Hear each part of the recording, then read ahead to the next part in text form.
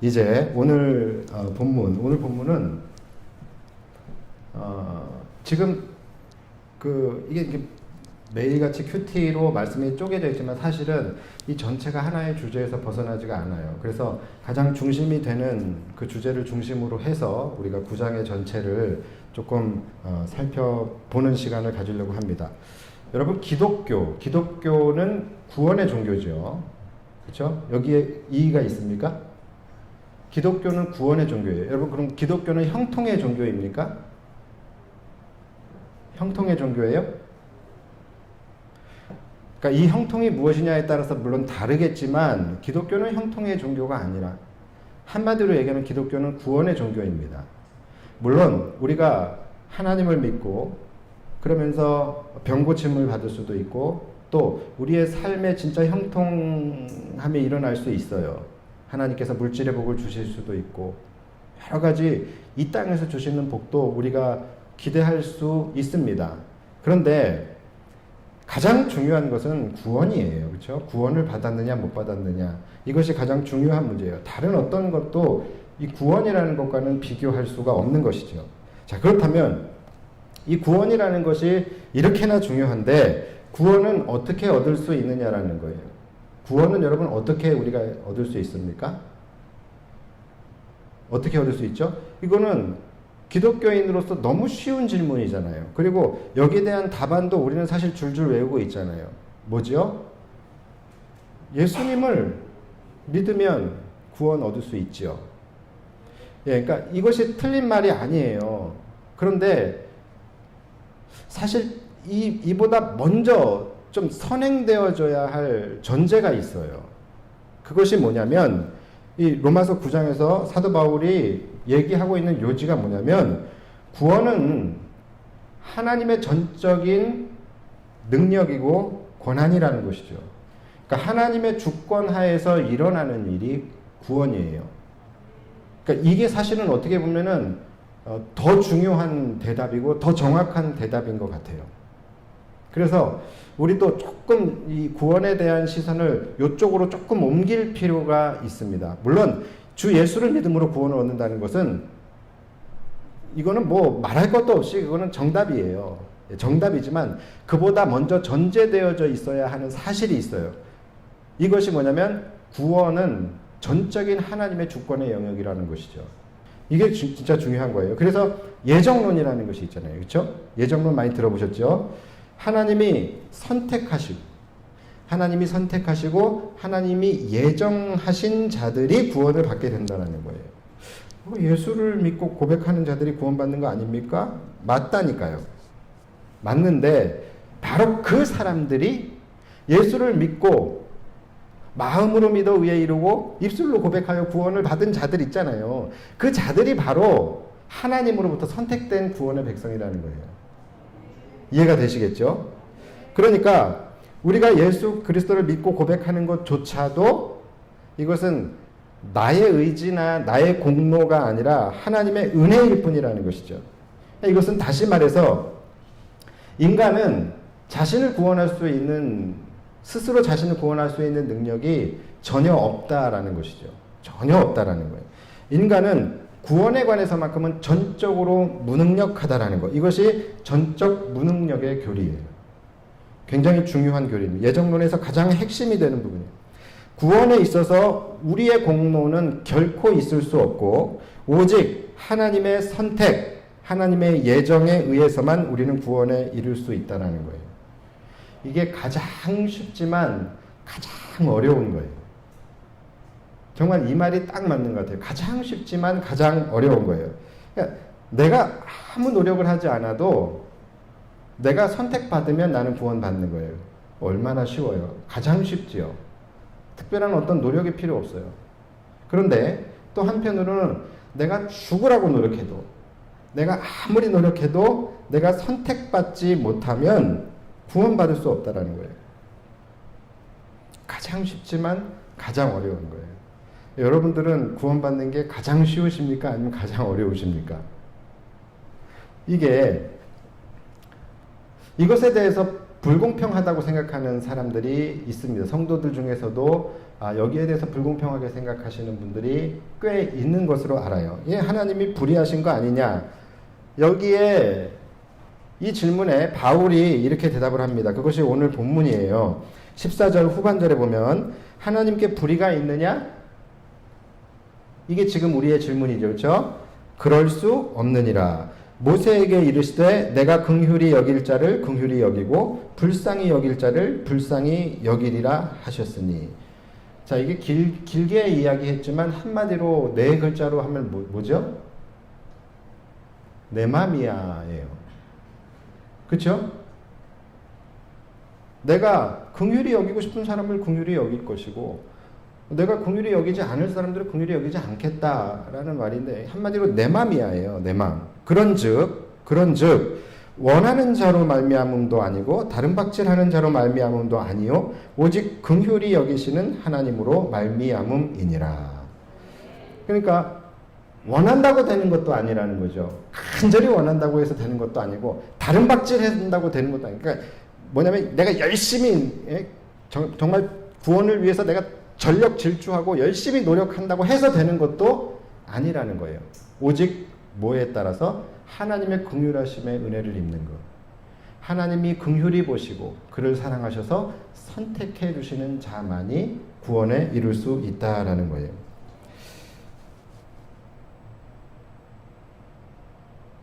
그러니까 우리는 이 예정론이라는 것을 그래서 이해하는 데에 있어서 우리의 모든 생각과 초점은 딱 두 가지에 맞춰져 있어야 합니다. 첫 번째는 구원은 오직 하나님의 절대 주권이라는 것을 인정하는 거예요. 여기에 우리는 첫 번째 초점이 딱 맞춰져 있어야 돼요. 그리고 두 번째는 그렇게 힘든 구원의 이 구조 속에서 그리고 수많은 사람들 중에서 하나님께서 나를 사랑하신다는 거예요. 하나님이 나를 사랑하셔서 나를 긍휼히 여겨주시고 나를 특별히 선택해 주시고 지명하여 불러주셔서 구원에 이르게 한 것. 여기에 대해서 우리는 기뻐해야 하고 기뻐하는 게 아니고 기뻐하고 기뻐해야 돼요. 그리고 날마다 하나님께 감사와 찬양과 영광을 올려드려야 되는 것이죠. 이것이 결코 쉬운 일이 아니거든요. 우리가 선택된다라는 것은 쉬운 일이 아니에요. 그런데도 불구하고 하나님께서 나를 선택해 주셨다는 것은 정말로 우리가 날마다 기뻐하고 기뻐해야 돼요. 그리고 하나님께 날마다 감사와 찬양과 영광을 올려드려야 되는 것이죠. 바울이 그 예로 하나님이 아브라함을 구원하시고 하나님이 아브라함에게 언약을 주실 때의 그 시점이 언제인지를 물었었죠. 우리가 지난 금요일인가 아무튼 그때에 우리가 함께 말씀을 나눴었는데 하나님이 아브라함을 의롭다 여기신 때가 할례 전이냐 할례 후냐 여기에 대해서 질문을 했었잖아요. 그렇죠? 아브라함이 구원을 받게 된 이유는 그가 할례를 받았기 때문이 아니에요. 할례를 행했기 때문이 아니라는 거예요. 할례라는 것은 구원받은 자의 표징이지 구원받을 자의 조건이 아니라는 것이죠. 또 하나님은 이런 일들이 많아요. 하나님 이스마엘을 버리시고 이삭을 선택하셨어요. 여러분 이스마엘이 나쁜 아이였죠. 맞아요? 이스마엘이 나쁜 아이가 아니죠. 그건 몰라요. 뭐 나중에 보니까 막 이삭도 놀리고 그런 거 봐서는 뭐 이렇게 막 성격이 좋은 애 같지는 않은데 어찌됐든 간에 이스마엘이 나쁜 아이가 아니에요. 그가 죄란 것에 대해서 알지도 못하고 그런 어린 아이가 뭐가 불의한 것이 있다고 하나님이 이스마엘은 버리시고 이삭을 하나님이 선택을 하셨을까요? 물론 여기에는 이삭이 하나님의 약속된 자녀이기 때문이라는 물론 그런 이유도 있겠죠. 그런데 더한 얘기가 또 그 뒤에 있죠. 그 뒷때에 가서 야곱의 이야기가 또 나오잖아요. 그렇죠? 이삭이 이제 아이를 낳는데 쌍둥이를 낳잖아요. 이 지금 오늘 본문 10절에도 그 부분 말씀하고 있죠. 리브가가 우리 조상 이삭 한 사람으로 말미암아 임신하였는데 그 자식들이 아직 나지도 아니하고 무슨 선이나 악을 행하지 아니한 때에 택하심을 따라 벌써 택하셨다라는 것이죠. 이미 택하셨다라는 거예요. 이 쌍둥이가 첫째가 이름이 에서고 둘째가 이름이 야곱이에요. 그런데 솔직히 말해서 야곱보다 에서가 훌륭하죠. 인간적으로 봤을 때는 이게 인간적이 아니라 그냥 에서가 사실 야곱보다 훌륭합니다. 그렇죠? 야곱은 사기성이 있잖아요. 거짓말쟁이, 교활하고. 에서는 남자다워요. 자, 인격적으로 봐도 에서가 야곱보다 나은 것 같아요. 그런데 이상하게도 또 하나님은 에서가 아니라 야곱을 택하셨다라는 거예요. 솔직히 하나님이 이스마엘을 택하지 않고 이삭을 택하신 것은 우리가 이해할 수 있어요. 왜냐하면 이삭이 약속의 자녀였기 때문에. 그런데 지금 이 야곱과 에서는 같은 배에서 쌍둥이로 태어난 거잖아요. 더더군다나 아니 뭐 태어나지도 않았어. 얘네들이 아직 나지도 않았는데 그래서 무슨 선이나 악이라는 것을 행한 적도 없는데 하나님이 에서는 미워하고 야곱을 선택하셨다는 이것에 대해서 여러분들은 이해하실 수 있으십니까? 이것에 대해서 하나님이 공평하다고 여러분들은 말씀하실 수 있으시겠어요? 자, 많은 성도들은 이 부분에 있어서만큼은 사실 이해하지 못해요. 그냥 성경이니까 그냥 우리가 믿습니다, 아멘 하고 그냥 넘어가는 것이지 여기에 대해서 우리가 사실은 이해하지 못합니다. 하나님이 때로는 불공평하시다고 생각하고 심지어는 불의하시다라고까지 생각하는 성도도 있을 거예요. 자, 그렇다면 여기서 여러분들에게 한 가지를 이제 여쭤보겠습니다. 자, 여러분들은 그렇다고 한다면은 에서 쪽이에요, 야곱 쪽이에요? 여러분은 약속의 자녀입니까? 약속의 자녀예요? 여러분들 구원받은 하나님의 백성입니까? 자, 그렇다면 우리 자신을 한번 생각해 보면 되잖아요. 이 세상에 나보다 착하고 나보다 인격적이고 또 나보다 훌륭한 사람이 있을까요, 없을까요? 그냥 있어요? 그렇죠. 우린 항상 대답은 겸손하게, 그렇죠? 예. 있는 정도가 아니라 훨씬 많을 거예요. 그렇죠? 저보다 훌륭하고 저보다 인격이 훌륭하신 분들이 이 자리에도 많아요. 그렇죠? 인정하시죠? 그런데 우리가 선택됐다라는 것이죠. 여러분, 에서보다 나은 게 뭐가 있어요? 이스마엘보다 여러분들이 뭐가 나은 게 있어요? 뭐 거기까지 가지 말고요. 그냥 여러분 주변에 믿지 않는 사람들 중에서도 여러분보다 인격이 훌륭한 사람들이 있잖아요. 김창식 씨 같은. 그런 분들이 있잖아요. 그런데 왜 내가 선택됐냐라는 것이죠. 왜 하나님이 나를 사랑하셨고 왜 나를 하나님의 자녀를 삼아주셨냐라는 거예요. 여기에 대해서 우리는 하나님에게 여쭤봐야 돼요. 왜 하나님 그렇게 하셨습니까? 라고 여쭤봐야 돼요. 자, 그러면 하나님이 뭐라고 대답하실까요? 예? 그렇죠. 바로 그거예요. 내 맘이야. 왜? 사랑하니까. 내가 너를 사랑하니까. 너는 내 아들이니까. 너는 내 딸이니까. 이겁니다. 더 이상 질문할 수가 없는 거예요. 질문할 것도 없는 거예요. 사랑하는데 무슨 이유가 있습니까? 그렇죠? 이유가 있어서 사랑하는 게 아니잖아요. 여러분들이 하나님의 자녀가 되는 데 있어서 내 딸이니까, 내 아들이니까 이렇게 말씀하셨는데 그러면 여러분이 여러분의 의지로 하나님의 자녀가 됐어요? 그것도 아니잖아요. 여러분이 어떤 뭐 힘이나 능력을 가지고서 하나님의 자녀가 된 것도 아니고 여러분들이 뭐 잘나서 하나님의 자녀가 된 것도 아니잖아요. 그러니까 이 모든 것들은 우리의 의지나 우리의 힘으로 할 수 있는 것이 하나도 없는 영역이에요. 어느 자녀가 부모님에게 왜 내가 해필이면 당신의 자녀가 됐습니까? 라고 이야기할 수 있어요. 또 어느 부모가 자녀에게 어디서 이런 놈이 나와가지고, 이런 말은 좀 하나요? 이거는 우리가 말은 할 수 있겠지만 이것은 우리가 결정할 수 있는 문제가 아니에요. 즉 우리의 영역이 아니라는 거예요. 안 좋은 부모를 만나는 거, 내가 흙수저를 물고 나오는 것도 이건 내 의지가 아니고, 좋은 부모를 만나서 금수저를 물고 나오는 것도 내 공로가 아니라는 것이죠. 그냥 안 좋은 부모를 만나면 그냥 어쩔 수 없는 거예요. 그리고 좋은 부모를 만나면 그것은 은혜인 것이죠. 그렇죠?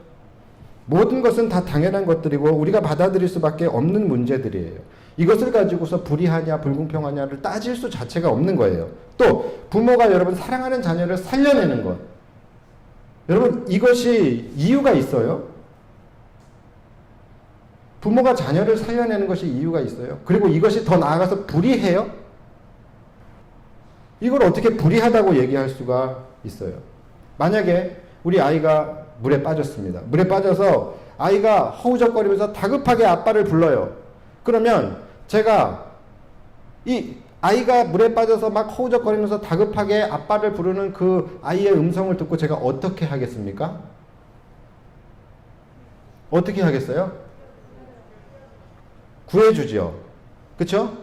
뛰어내려서 구해줄 거 아니에요. 그런데 구해주기 전에 제가 계산합니까? 지는 나한테 뭘 해줬는데? 이런 걸 제가 생각하고서 타당하다 그러면 제가 뛰어들까요? 그건 아니잖아요. 그렇죠? 왜 뛰어들어요? 그냥 왜 구해줍니까? 사랑하는 내 자녀이고 그 자녀가 지금 아빠를 부르고 있기 때문에, 그리고 그렇기 때문에 뛰어내릴 수밖에 없는 것이죠. 다른 이유 없어요. 그러니까 이것이 우리의 공로가 하나도 없는 이유예요. 이 자녀가 평소에 착하고 좋은 아들이었기 때문에 그래서 건짐을 받은 거 아니지요. 또 아빠에게 앞으로 잘하겠다라는 약속을 하고서 그 조건에 이제 건짐을 받고, 그것도 당연히 아니겠지요. 이 세상에 어느 아빠도 물에 빠져 죽어가고 있는 아이를 향하여 딜을 하거나 조건을 달거나 너 공부 잘 할 거야 안 할 거야, 인사 잘 할 거야 안 할 거야, 너 아빠 딴 주머니 창고 엄마한테 얘기할 거야 안 할 거야, 이런 거를 물어보고서 대답을 듣고 나서 그 다음에 구해주는 아빠는 이 세상에 없겠죠. 아빠가 아니죠. 무조건 구해주는 거예요. 내가 사랑하는 자녀이고 그가 아빠를 불렀기 때문에. 오늘 본문 10장, 이 로마서 10장 13절을 보면요, 누구든지 주의 이름을 부르는 자는 구원을 받으리라. 자, 이 말씀이 그 말씀이에요. 주의 이름을 부르면 구원을 받는 거예요. 그런데 이 말씀에 분명한 전제가 있는 거예요. 분명한 전제가 있어요. 자, 우리는 이 말씀을 우리가 막 살아도 되는 말씀으로, 막 살아도 되는 근거의 말씀으로 우리는 삼을 때가 많아요. 그러니까 이 말씀 믿고 막 사는 거죠. 그렇죠? 그냥 누구든지 주님을 부르기만 하면 구원을 받는다고 했으니까 나는 주님을 부르기만 하면 되는구나. 막 살다가 주님 부르면 되는 거지. 구원 참 쉽네. 이름만 부르면 되니까. 이렇게 생각할 수 있겠지만 여러분, 이러다가 큰일 납니다. 이것은 이 말씀을 오해해도 보통 오해한 게 아니에요. 이 말씀은 여러분 결코 쉬운 게 아니에요. 누구든지 주의 이름을 부르는 자는 구원을 받으리라. 이 말씀은 우리가 편하게 살아도 되는 그런 근거의 말씀이 될 수가 없어요. 부르기만 하면, 주의 이름을 부르기만 하면 구원을 얻는다라는 것은 맞아요. 그것은 맞지만 너무나도 쉬운 이 명제, 이 법칙 뒤에 전제되어져 있는 조건이 있는데 이 조건은 결코 쉬운 게 아니에요. 인간의 노력으로는 아무리 우리가 노력을 해도 이것은 이룰 수 없고 이거는 불가능한 전제 조건이 이 말씀의 뒤에 있습니다. 그 조건이 뭐냐면 바로 하나님의 자녀여야 한다는 거예요. 아까 물에 빠진 아이가 구원받는 단 하나의 이유가 뭐였어요? 사랑하는 자녀였어요. 그리고 아빠를 불렀다는 거예요. 아빠라는 것은 아빠와 자녀, 부모, 자식 관계에서만 부를 수 있는 거예요. 그렇죠? 그러니까 아빠를 불렀다라는 것은 이 아이가 내 자녀이기 때문이라는 거예요. 그렇기 때문에 불렀을 때 건짐을 받고 불렀을 때 구원을 받을 수 있는 거예요. 그러니까 우리가 주의 이름을 부르기만 해도 구원을 받을 수 있는 것은 맞아요. 그런데 그 이유가 뭐냐면 우리가 하나님이 사랑하시는 자녀여야 되는 거예요. 우리가 하나님과 관계가 없고 하나님이 사랑하시는 자녀가 아니라고 한다면 아무리 주의 이름을 불러도 우리는 구원을 받을 수가 없는 것이죠. 자, 여기에 대해서는 제가 주일날 또 다른 말씀들과 함께 제가 더 자세히 말씀을 나누도록 하겠습니다. 자, 오늘은 여러분들 두 가지를 기억하셔야 됩니다. 첫 번째는 우리가 구원을 받는 문제는 오직 하나님의 어디에 달려있다? 절대 주권이에요. 절대 주권에 달려있다라는 거예요. 우리는 여기서 왜라는 질문 할 수 없는 것입니다. 21절에 보면은 토기장이의 비유가 나오고 있죠. 우리가 지난 큐티 했으니까 다 알고 계실 거예요. 토기장이의 비유가 그것을 설명해 주고 있는 거예요. 토기장이가 한 덩이의 흙을 가지고 그가 귀한 토기를 만들든 천한 토기를 만든 그것은 누구의 자유예요? 이건 토기장이의 자유예요. 토기장이의 주권입니다. 그러니까 예를 들어서 만약에 토기장이가 이 흙 한 덩이를 가지고서 굉장히 귀한 그릇을 만들었어요. 그러면 여러분 그릇이 잘난 겁니까? 토기장이가 잘난 겁니까? 그러니까 여러분들 아무리 여러분들이 능력 있고 인격 좋고 훌륭하다 할지라도 그것은 여러분들이 훌륭한 게 아니에요. 하나님이 여러분을 그렇게 만드신 거예요. 모든 것은 토기장이의 주권입니다. 그리고 본인이 만든 그릇을 그 다음에 어떻게 하든지 이것을 깨든지 아니면은 귀하게 그것을 보관하든지 이건 역시 토기장이의 주권이에요. 귀하게 만들어 놓고 그것을 천하게 쓸 수도 있어요. 그거 갖고 불의하다고 할 수 있습니까? 할 수 없는 거예요. 천하게 만든 그릇을 내가 귀하게 사용할 수도 있겠죠. 그건 역시 마찬가지. 우리가 지금 그렇잖아요. 우리 질그릇과 같은 인생들이잖아요. 질그릇과 같은 이런 하찮고 보잘것없는 우리들을 하나님이 귀하게 여기시고 심지어 그분의 자녀를 삼아주셨잖아요. 이게 누구 주권이에요? 하나님의 주권. 이거 토기장이의 주권이에요. 그러니까 여기에 대해서 그릇들이 토기장이에게 당신은 불의하다라고 말할 수 없다라는 거예요. 왜 나를 귀하게 만들었냐? 왜 나를 천하게 만들었냐? 이렇게 말할 수 없다라는 것이죠. 에이, 그건 그릇 얘기고 우리는 사람이고 우리는 생명이잖아. 어떻게 그릇과 사람 생명을 비교할 수 있겠어? 혹시 그렇게 생각하십니까? 여러분, 생명도 하나님이 만드신 겁니다. 그렇죠? 생명도 피조물이라는 거예요. 이걸 여러분 잊으시면 안 됩니다. 여러분들이 수십 년 동안 만약에 수억을 들이고 또 여러분들이 엄청난 열정을 쏟아 부어서 만든 막 너무 귀한 물건이 있어요. 그런데 이 물건이라 할지라도 이게 정말 몇십 년 만에 완성된 너무너무 귀한 물건이라 할지라도 그것은 뭐예요? 피조물이에요, 그냥. 그 이상 그 이하도 될 수 없어요. 결코 피조물은 피조물 이상 어떤 의미를 가질 수가 없는 거예요. 그냥 그것은 소유물인 거예요. 그런데 단 예외가 있죠. 예외가 있습니다. 그것을 이제 내가 예를 들어서 내 자녀로 삼는 거예요. 그러니까 여기에다가 특별한 나의 무언가의 의미를 부여하는 것이죠. 여기에다가.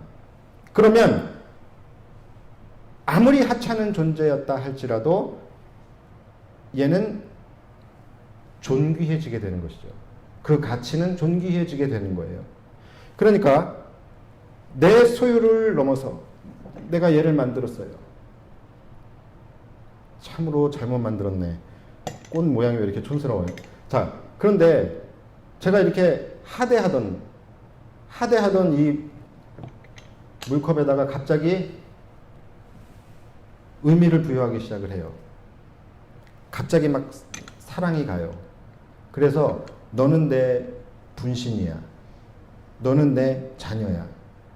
여기에다가 특별한 의미들을 부여를 하게 됩니다. 그럼 그 다음부터 얘는 존귀해지는 것이죠. 그렇죠? 하나도 어려운 게 아니죠. 여러분 강아지도 그렇잖아요. 강아지를 우리가 사올 때는 돈을 주고 사와요. 그렇죠? 근데 그 사올 때에 얼마 주고 사와요? 그냥 그 강아지 값만큼 주고 사오는 거예요. 시장에 형성되어져 있는 그 강아지의 그 가치에 대한 가격을 우리는 그냥 주고 사오는 거예요.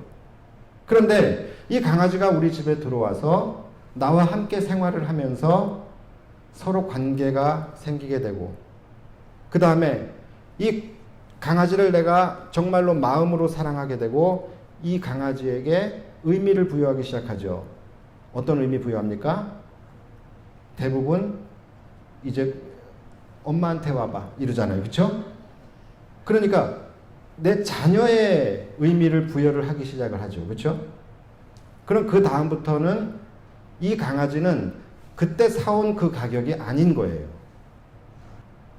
그때부터 이 강아지의 가치는 돈으로 환산을 할 수 없는 가치가 생겨버리는 것이죠. 화가가 그림을 그리죠. 화가가 그림을 그려도 그까짓 그림 그리려고서 사는 종이가 몇 푼이나 해요. 그거 연필 얼마나 몇 푼이나 합니까? 물감 몇 푼이나 합니까? 얼마 안 되잖아요. 그런데 그가 거기다가 그림을 그리죠. 그리고 그 그림에다가 자기의 인생을 녹여요. 자기의 철학을 녹입니다. 그러면 그 다음부터는 그 그림은 가치가 완전히 바뀌게 되는 거예요. 자신의 의미를 그 그림에 부여하는 순간. 그래서 위대한 예술작품들 보면 가격 자체를 매길 수가 없잖아요. 왜요? 바로 그 작품 안에 그 작가의 영혼이 들어가 있기 때문에 가치를 매길 수가 없는 거예요. 마찬가지예요. 여러분 생명이라는 것이요. 너무 그렇게 대단하게 생각할 필요 없습니다. 생명이라는 것, 소중한 것, 물론 사실이에요. 존귀한 것도 사실이에요. 그러나 사실은 사람이나 동물이나 생명의 가치, 그 생명 자체로서의 가치는 동일한 거예요. 하나님이 만드신 피조물. 동일한 거예요. 그런데 인간의 생명은 그것들과 비교할 수 없는 가치를 가지고 있잖아요.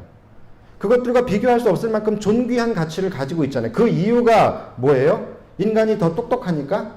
인간은 말을 할 수 있는 존재이기 때문에? 그런 게 아니지요.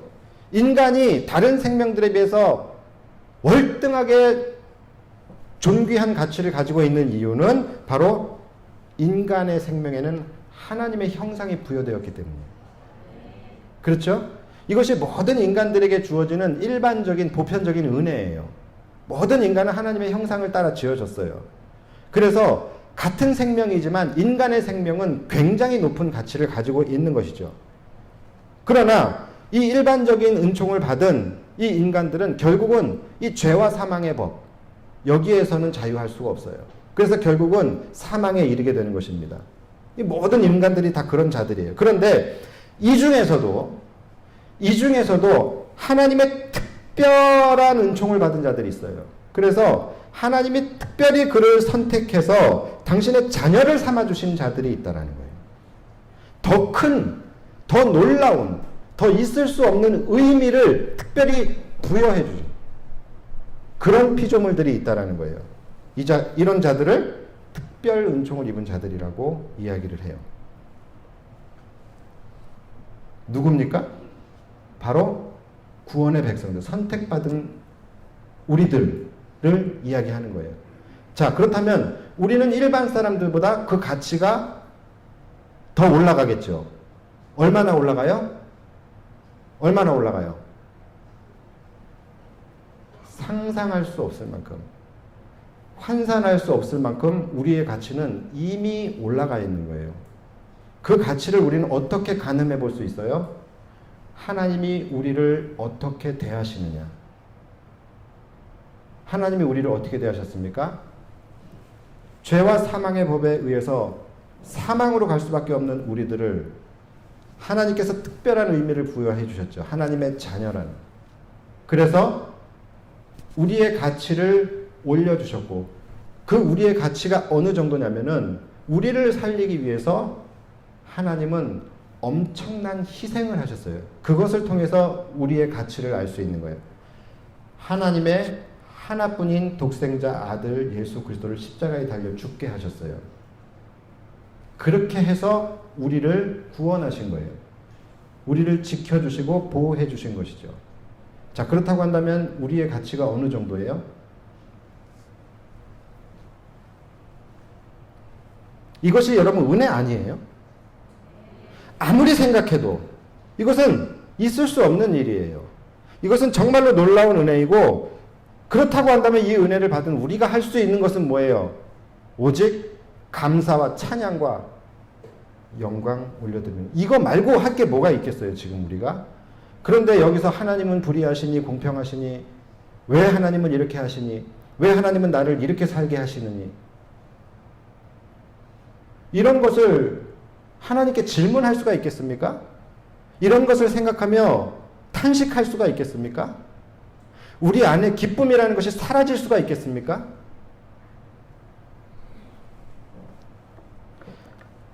그것을 따지고 있다면 그 인생은 정말로 불쌍한 인생이에요. 하나님이 보시기에 얼마나 괘씸하고 배은망덕하겠습니까? 그래서 첫 번째가 우리가 뭐였어요? 하나님의 주권을 인정하는 거였잖아요. 하나님의 주권을 인정하는 것이 첫 번째였다고 한다면, 두 번째는 이렇게 구원받기 힘든 구조 속에서 정말로 우리는 끝까지 하나님에게 선택된, 그렇죠? 하나님이 나를 사랑하셨고 나를 택하여 주셔서 하나님의 자녀가 되기까지 우리는 선택받은 자들이에요. 그래서 주의 이름을 부르는 자는 구원을 받으리라. 이 말씀에 적용되는 자가 되었다라는 것. 주의 이름을 부를 수 있는 자격을 받게 되었다라는 것. 이것만으로도요, 우리는 평생 감사하고 기뻐하고 찬양하고 예배해야 되는 존재들인 것이죠. 여기에 우리의 공로 하나도 없는 거예요. 우리를 만드신 분도 하나님, 사랑하신 분도 하나님, 선택해 주신 분도 하나님, 자녀 삼아 주신 분, 의롭다 여겨 주시고 우리에게 그분의 의미를 부여해 주신 모든 하나님이 다 하신 거잖아요. 그렇기 때문에 지금 여러분들이 이 자리에, 이 은혜의 자리에 있을 수 있는 거예요. 여러분들이 여기 그냥 나오셨다고 해서 내 다리로 나왔으니까 그래도 나도 조금의 공로는 있지 않겠느냐, 그렇게 생각하실 수도 있어요. 내가 좋은 마음을 썼으니까 나도 구원받는데 어느 정도는 일조한 것이 아니냐라고 생각하실 수도 있어요. 그런데 여러분, 누가복음 15장에 보면은 탕자의 비유 나오죠. 탕자의 비유 여러분들이 잘 아실 텐데, 여러분, 이 탕자가 돌아와서 아버지로부터 용서함을 받았어요. 그렇죠? 용서함을 받았는데 이 탕자의 돌아온 행위가 그의 공로가 될 수 있어요, 없어요? 돌아왔잖아요. 깨달았잖아요. 후회했잖아요. 그리고 아버지께 돌아왔잖아요. 그러면 그가 용서를 받는 데에 있어서 그도 어느 정도의 이 노력이 있었던 겁니까? 있었던 거예요? 어떻게 생각하세요?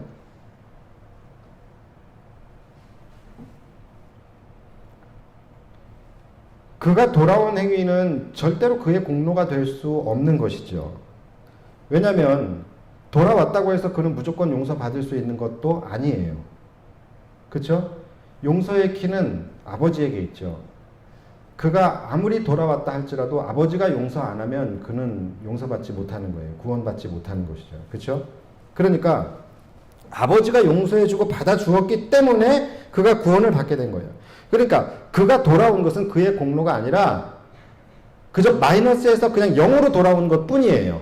그가 아버지의 용서를 받을 수 있는지 없는지에 대한 심판대에 그가 올라간 것, 그냥 올라간 것까지가 그가 돌아온 거예요. 그것은 공로가 아니죠. 마땅히 그가 구원받기 위해서는 해야 될 조건이죠. 그것은 구원의 능력이 아니에요. 그냥 조건일 뿐인 것이죠. 책임을 다한 거예요. 구원의 능력은 어디서 일어나는 거예요? 돌아온 그를 아버지가 끌어안아주고 용서해 줬을 때에 그때의 구원의 능력이 나타나게 되는 것이죠. 즉 탕자가 돌아가는 것은 구원의 조건이지 그의 공로가 될 수는 없는 거예요. 여러분이 이 자리에 나오신 것도 마찬가지예요. 힘들게 여러분들의 다리를 이끌고 이 자리에 나오셨지만 이것은 여러분들이 마땅히 은혜 받기 위해서 해야 할 조건을 충족시킨 것이지 이것은 여러분의 능력이나 공로가 될 수 없는 것입니다. 여러분의 의가 될 수 없다라는 거예요. 회개하는 거요. 마찬가지죠. 우리는 많이 착각을 해요. 당연히 해야 할 것을 우리가 의로 착각을 하는 경우들이 많죠. 늘 하나님 앞에 죄에 대해서 민감한 사람들, 내가 조금만 잘못해도 하나님 앞에 부끄러움을 가지고 회개하고 통회하고 이런 사람들 보면은 굉장히 거룩하고 의로운 사람으로 우리가 느껴지죠. 그런데 여러분 자기가 죄를 지어놓고 자기가 회개하는 것이 그게 의가 될 수 있습니까? 그건 의가 될 수 있는 게 아니죠. 마이너스에서 그냥 0으로 갔을 뿐이에요. 그것도 용서를 받았다는 전제하에 당연한 것이 의가 될 수는 없는 것입니다. 회개를 안 하는 사람이 잘못된 것이죠.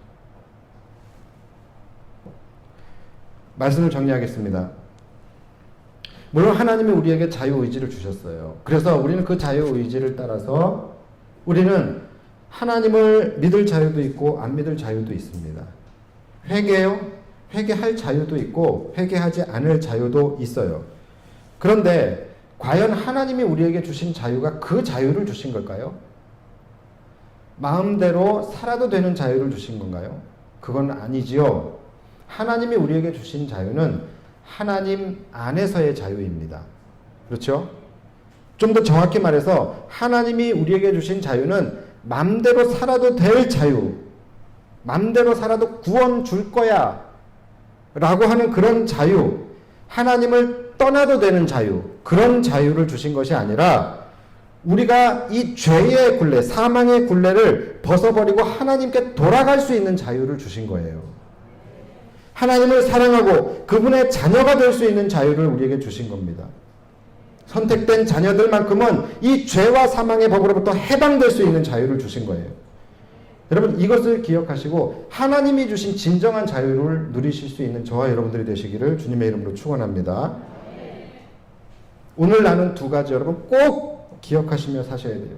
이 창세기 1장의 말씀, 태초에 하나님이 천지 인류가 태동하고 인간이 만들어지게 된 그 배경을 말씀하는 이 창세기 1장의 내용을 우리는 사실 이 창세기 1장이 우리의 삶 속에서 계속해서 기억되어지고 재현되어져야 되는 거거든요. 왜냐하면 여기에 하나님의 주권이 있잖아요. 그런데 우리는 이것을 그냥 하나의 역사적 사실로 그냥 인류의 탄생 배경 정도로만 생각하고 창세기 1장은 덮어놓고 사는 분들이 많은데 절대로 그러면 안 됩니다. 하나님이 우리를 만드셨기 때문에 우리에 대한 모든 주권을 하나님이 가지고 계시다는 것은 이 창세기 1장의 하나님의 주권의 내용은 날마다 우리의 삶 속에서 재현돼야 되는 말씀인 거죠. 그래서 하나님의 주권을 인정하며 사는 것은 그 어느 것보다도 중요해요.